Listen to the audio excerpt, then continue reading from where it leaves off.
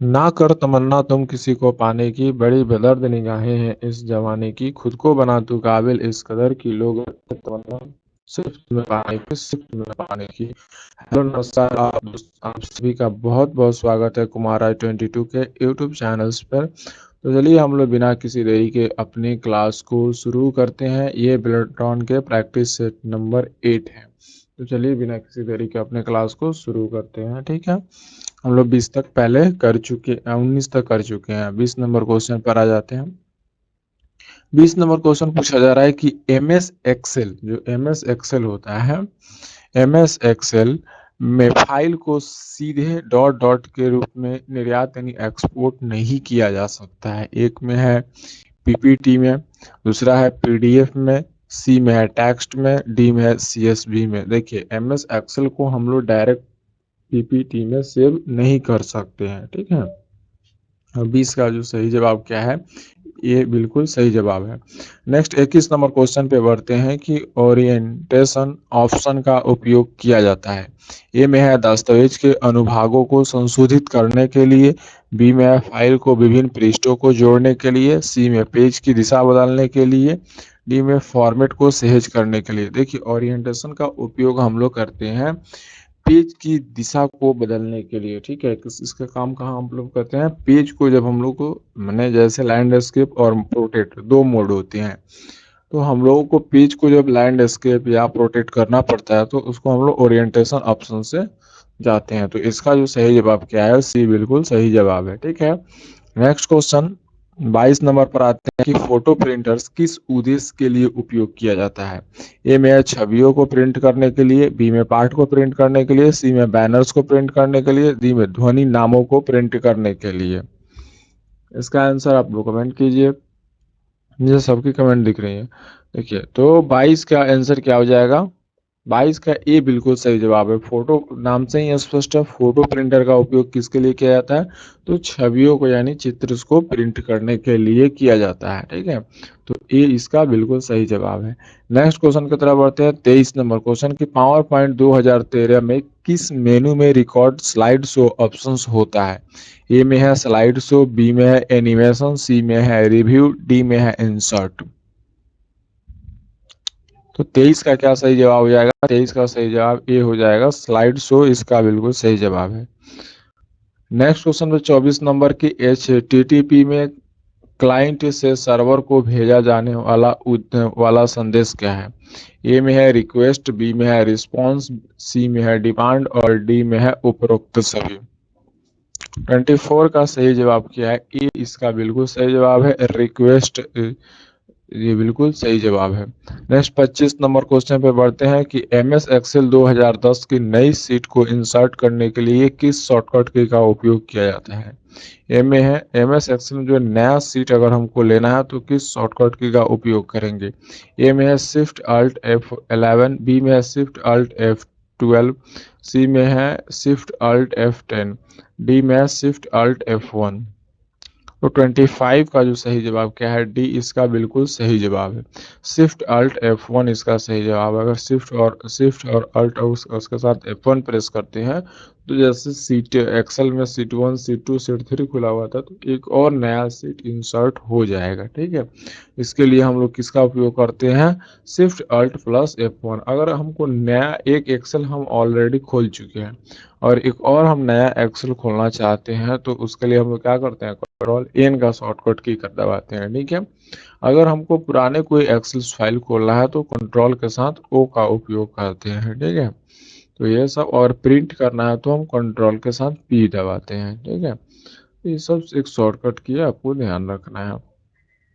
Next 26 number question पर आते हैं कि वर्ड वार्प का क्या अर्थ होता है। ए में शब्दों के बीच स्पेस, बी में है शब्दों को दाएं ओर से दाएं दाएं ओर होता है, सी में है टेक्स्ट को स्वतः अगली लाइन में पहुंचाना, डी में उपरोक्त में से कोई नहीं। तो देखिए 26 का जो आंसर है सी इसका बिल्कुल सही। वर्ड वार्प जो होता है टेक्स्ट को स्वतः अगली लाइन में पहुंचाना इसका काम होता है, और इसी से उस लाइन को हटाया भी जा सकता है।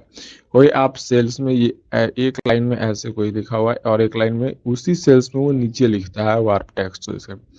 अगर ये दोनों एक ही लाइन में चाहिए तो भी आप वार्प टेक्स्ट के द्वारा कीजिएगा तो एक ही लाइन में आ जाएगा। ठीक है, इसको एक्सेल में बहुत विस्तार में पढ़ाए हैं, वहां से आप जाकर इस वीडियो को देख सकते हो। ठीक है, उसका लिंक डिस्क्रिप्शन में है।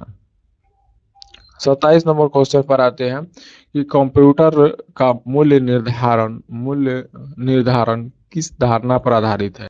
ए में ट्रांजिस्टर की संख्या पर, बी में प्रोसेसर की गति से, सी में है स्क्रीन का आकार से, डी में उपयोगीकर्ता के आवश्यकताओं पर। देखो 27 का जो बिल्कुल सही जवाब क्या है, जो कंप्यूटर का मूल्य निर्धारण किया जाता है ये उपयोगिताओं की आवश्यकता के अनुसार कहा जाता है। ठीक है, जैसे जैसे आवश्यकता पड़ती है उसकी कंप्यूटर की धारणाएं बदलती है। कहा जाता है ना कि आवश्यकता ही आविष्कार की जननी है, तो इसका जो है डी बिल्कुल सही जवाब है।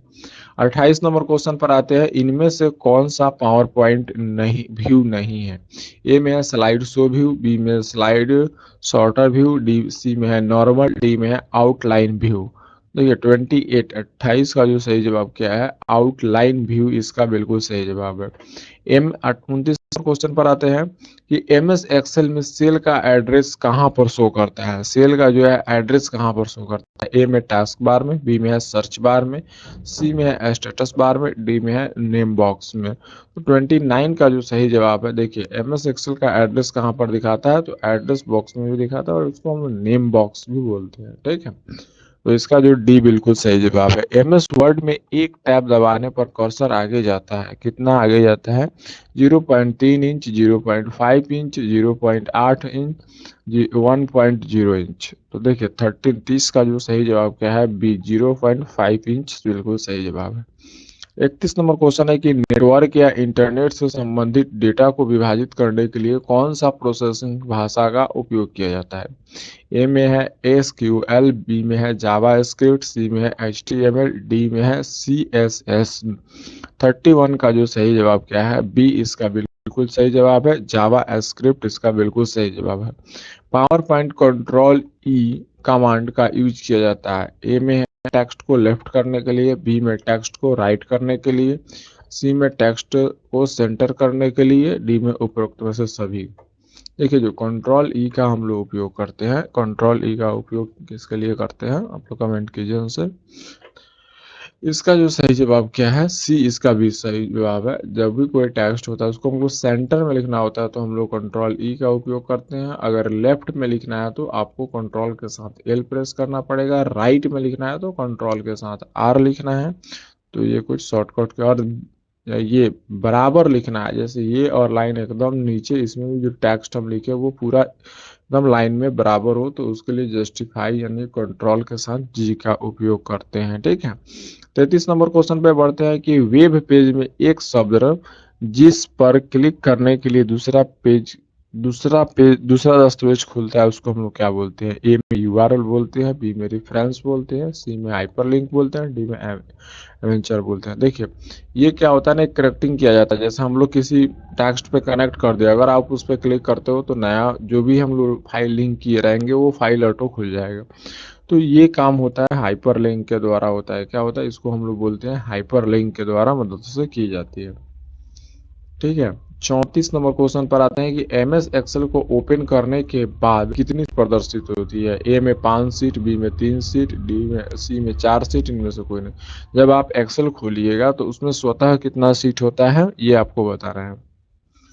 तो उसमें कितना सीट होता है, उसमें 3 सीट होता है। ठीक है, जब भी आप एम एस एक्सेल खोलिएगा तो उसमें 3 सीट ऑटो बना रहता है। तो इसका जो बी बिल्कुल सही जवाब है। ठीक है, 35 नंबर क्वेश्चन पर आते हैं कि माइक्रोसॉफ्ट वर्ड 2007 में बार को छुपाने के लिए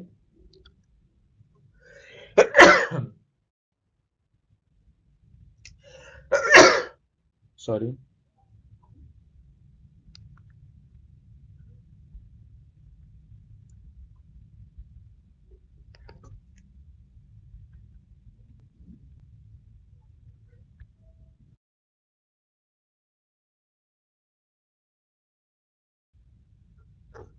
हेलो सॉरी, 35 नंबर क्वेश्चन पर आ जाते हैं कि माइक्रोसॉफ्ट वर्ड 2007 में जो बार होता है उसको छुपाने के लिए किस टैब का उपयोग किया जाता है। ए में है व्यू, बी में है होम, सी में है इंसर्ट, डी में है साइट्स। देखिए माइक्रोसॉफ्ट जो वर्ड 2007 है उसमें अगर आपको बार को छुपाना है तो किस टाइप का हम लोग उपयोग करते हैं, तो 35 का जो बिल्कुल सही जवाब क्या हो जाएगा, ये व्यू का ऑप्शन में उपयोग करते हैं। कुछ भी छुपाना है तो व्यू में, और उसको लाना भी है तो व्यू की मदद से हम लोग लाते हैं। 36 नंबर क्वेश्चन है, कंप्यूटर में एएलयू का अर्थ क्या होता है। ए में डेटा को डेटा की संगणना करना, बी में है डेटा को संग्रहित करना, सी में डेटा को प्रोसेस करता है, डी में है डेटा को आउटपुट करता है।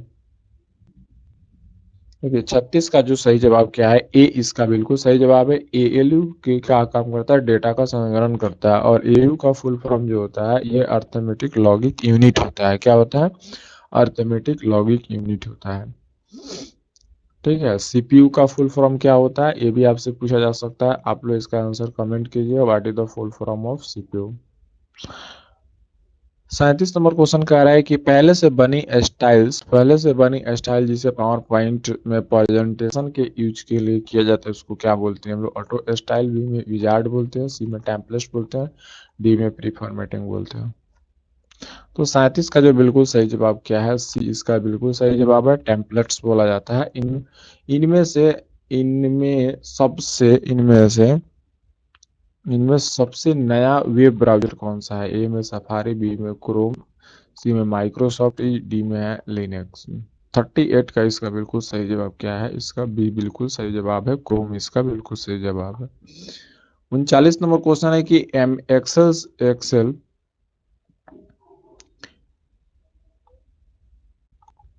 39 नंबर, एक्सेल में सेल के सभी कैरेक्टर को बड़े अक्षर में लिखने के लिए किस फंक्शन का उपयोग करते हैं। ए में क्लीन, बी में ट्रिम, सी में अपर, डी में लोअर। देखिए जब भी हमको क्या करना होता है कि जो भी टेक्स्ट लिखा हुआ है एक्सेल्स में जो है आपको जो है ये क्या कहते हैं, मतलब जैसे मान लीजिए छोटा में ए लिखा हुआ है, अगर इसको हमको बड़ा करना है तो हम लोग नेक्स्ट सेल में क्या करेंगे, नेक्स्ट सेल में एक फॉर्मूला लगाते हैं। क्या फॉर्मूला लगाएंगे, बराबर लिखेंगे upper, U double P E R. ठीक है, क्या लिखेंगे, बराबर अपर, और यहाँ से क्या करेंगे, हम ब्रैकेट लगाएंगे, और ये जो भी सेल रहेगा, मान लीजिए ये A1 सेल है, तो यहाँ पर हम A1 सेल का क्या करेंगे, एड्रेस देंगे और एंटर करेंगे। ठीक है, तो ये जो भी इसका जो रिजल्ट आएगा, इसका रिजल्ट क्या देगा, ये बॉक्स में रिजल्ट इसका देगा आपको ए दे देगा, बड़ा हो जाएगा। क्या हो जाएगा, बड़ा हो जाएगा। ठीक है,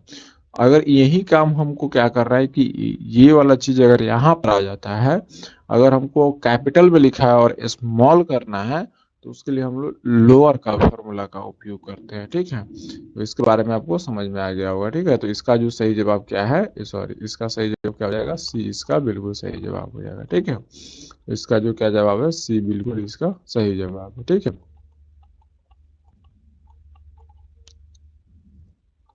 ठीक है।